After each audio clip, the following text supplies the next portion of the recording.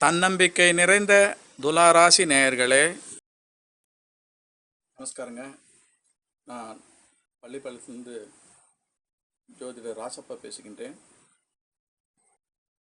இந்த முறை 2/6/2026 செவ்வாய்க்கிழமை குரு பகவான் மிதுன ராசியிலிருந்து கடகராசிக்கு பயிற்சியாகியிருக்கின்றார். இந்த குரு பயிற்சி துலாராசி நேயர்களுக்கு எப்படி இருக்கும் என்று இந்த பதிவில் பார்ப்போம். பொதுவாக ராசிக்கு 10ஆம் இடத்துல குரு வர்றது அப்படி சொன்னால் அது கொஞ்சம் சரியில்லாத அமைப்பு தான். அப்போ அந்த காலத்தில் பாட்டெல்லாம் சொல்லியிருக்கிறாங்க, இந்த மாதிரி ஈசனார் ஒரு 10 தலையோட்டிலே இறந்துள்ளதுன்னு. அதாவது சிவபெருமானுக்கு ராசிக்கு 10 குரு வரும்போது அவர் மண்டையோட்டில் பிச்சை எடுத்து சாப்பிட்டாரு அப்படி சொல்லி அந்த காலத்தில் குரு 10 வருது, அவ்வளோ சிவபெருமானையே பாடாப்படுத்தியிருக்கு அப்படிங்கிற மாதிரி அவங்க சொல்கிறது. அந்த மாதிரி தான் இப்போ துலா ராசிக்கு மாறி இருக்கு. ஸோ கொஞ்சம் சுமாரான நேரம் தான். ஆனால் அதே நேரத்தில் தனிப்பட்ட முறையில் இந்த ஆண்டு முழுசும் கிட்டத்தட்ட இந்த பராபவ வருஷத்தில் முழு வருஷமும் இந்த ராசிக்கு ஒரு பஞ்சமாதிபதினு சொல்லக்கூடிய ஒரு நன்மை செய்யக்கூடிய கிரகம் சனி பகவான் நிலையாக ராசிக்கு 6ஆம் இடத்துல இருக்கிறாரு. 3, 6, 11 பாவக்கிரகங்கள் இருப்பது ஒரு பலம். அப்போ ராசிக்கு 6ல் சனி இருக்கிறது ஒரு பலம். ஸோ சனி பகவான் இந்த ஜாதகத்துக்கு நிச்சயமாக பக்கபலமாக இருப்பார், துணையாக இருப்பாருங்கிறதுல சந்தேகம் இல்லை. ஒரு பஞ்சமாதிபதி, சுகாதிபதி. அதனால் தெய்வ அனுகூலம், குலதெய்வத்தோட ஆற்றல், அனுக்கிரகம் இதெல்லாம் இந்த ஜாதகத்தில் இந்த வருஷம் பாதுகாப்பு கொடுக்கறதுனால அதை கண்டு நம்ம எல்லாத்தையும் ஜெயிச்சிடலாம். இன்னும் சொல்லப்போனால் தைரிய லட்சுமி கூட இருந்தால் எதை வேணாலும் ஜெயிக்கலாம் அப்படி சொல்லுவாங்களா, அந்த மாதிரி. அதே நேரத்தில் இந்த ஆண்டில் இடையில் ஒரு நவம்பருக்கு மேலேன்னு வைங்களேன், ஒரு ஐப்பசி நவம்பர் வாக்கில் ராகுகேது பயிற்சி ஏற்படும். அது கொஞ்சம் துலா ராசிக்கு பலவீனமாக தான் இருக்குது. ஸோ அந்த காலகட்டங்களில் குரு பயிற்சி, சனி பயிற்சி எல்லாத்தையும் தாண்டி இந்த ராகுகேது பயிற்சியும் கூட சேர்த்து கொஞ்சம் துலா ராசிக்காரர்களுக்கு கொஞ்சம் ஒரு சின்ன சுழல் மாதிரி காட்டும். இதுலேருந்து எப்படி நம்ம வெளியில் வர்றது அப்படி சொன்னால், பொதுவாக ஆண்டு முழுவதுமே நீங்கள் குரு பகவானை மட்டும் வியாழக்கிழமைனா குரு பகவானுக்கு அர்ச்சனை பண்ணுங்கள, தட்சிணாமூர்த்திக்கு நெய்தீபம் போடுங்க, இது மாதிரி இல்லாமல் கூடவே ராகுகேது ஸ்தலங்களுக்கு கூட வாய்ப்பு கிடைச்சா ஒரு எட்டு போயிட்டு வாங்க.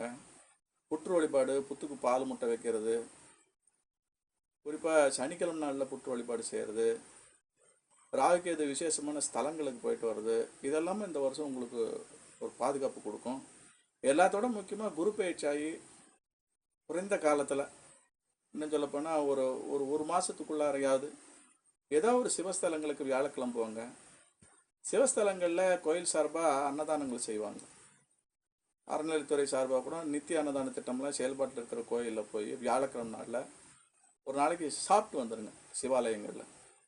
சிவாலயங்களில் சிவன் கோயிலில் பிரசாதமாக கொடுக்கறது வேறு, அது பொங்கல் சுண்டல் அதை வாங்குறது இல்லை. அன்னதானம் மாதிரி இலை போட்டு சாப்பாடு போடுறாங்களா, அந்த மாதிரி ஒரு தடவை சாப்பிட்டு வந்துட்டிங்கன்னா இந்த 10ல் குரு இருக்கிற ஒரு பாதிப்பு நம்மளுக்கு பிற்காலத்தில் அந்த ஆண்டில் இடைஞ்சல்கள் எதுவும் செய்யாது அப்படிங்கிறது ஒரு பலமான நம்பிக்கை. அதோட தொடர்ந்து நீங்கள் இந்த ஆண்டு முழுவதும் எங்கேயும் விருந்து விசேஷங்களில் பாக்குமட்டு தட்டில் யார் எதுவும் கொடுத்தாலும் வாங்கி சாப்பிடாதீங்க. அது ரொம்ப விசேஷம். அதில் உங்கள் கூட தசாபுத்தி, உங்கள் ஜாதகத்தில் இருக்கிற தசாபுத்திக்கு தகுந்த பரிகாரங்களையும் கூட சேர்த்திங்க. இது எல்லாமே உங்களுக்கு இந்த குரு பயிற்சி பாதகம் பண்ணாமல் இருக்கிறதுக்கு நல்ல விஷயம். என்னென்னா, ஸ்திரம் அப்படின்னு சொல்லக்கூடிய கிரகம், ஒரு நிலைத்தன்மை கொடுக்கக்கூடிய கிரகம் சனி தான். அந்த கிரகம் உங்களுக்கு 6ஆம் இடத்துக்குனால எதிரிகளால் ஆபத்து வராது. இதில் நாம் எச்சரிக்கை காட்ட வேண்டியது, இந்த துலா ராசிக்கு இளைய சகோதர வர்க்கம் அவங்களால கொஞ்சம் மன உளைச்சல்கள் ஏற்பட வாய்ப்பு இருக்குது. அந்த அந்த குரு பயிற்சினால் மூத்த சகோதரம் இல்லை, இளைய சகோதரம். அதேமாதிரி துலா ராசிக்காரங்களுக்கு பசங்க பிள்ளைங்க இருக்காங்கன்னா குழந்தைங்களால் கொஞ்சம் மன உளைச்சல் ஏற்படும். சிலருக்கு கல்யாணமானவங்களாக இருந்தால் குழந்தை பேர் கொஞ்சம் தள்ளி போகும்.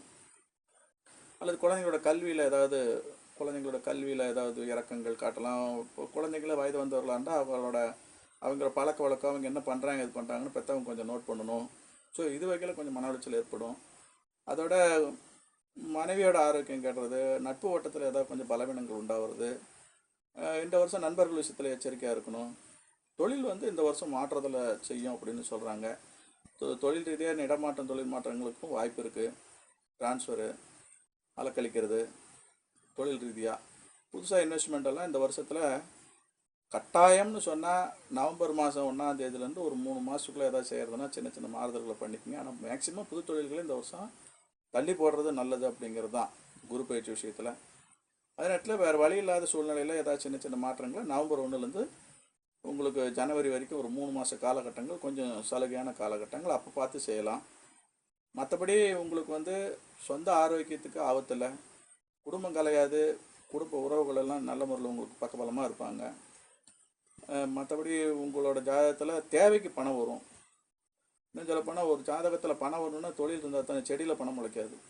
இப்போ உங்களுக்கு ஜீவனக்காரங்க நல்லா இருக்கார் சனி பகவான். ஸோ எப்படியுமே வேலை கொஞ்சம் நடந்துக்கிட்டே இருக்கும். நேரடியான கேஷ் டிரான்சாக்ஷன்லாம் கொஞ்சம் மத்தியமாக இருக்கும். யூபிஐ டிரான்சாக்ஷன், டிஜிட்டல் பண பரிவர்த்தனைகள்லாம் உங்களுக்கு எப்போதும் இந்த ஆண்டு முழுவதும் கை கொடுக்கும், பயப்பட வேண்டாம்.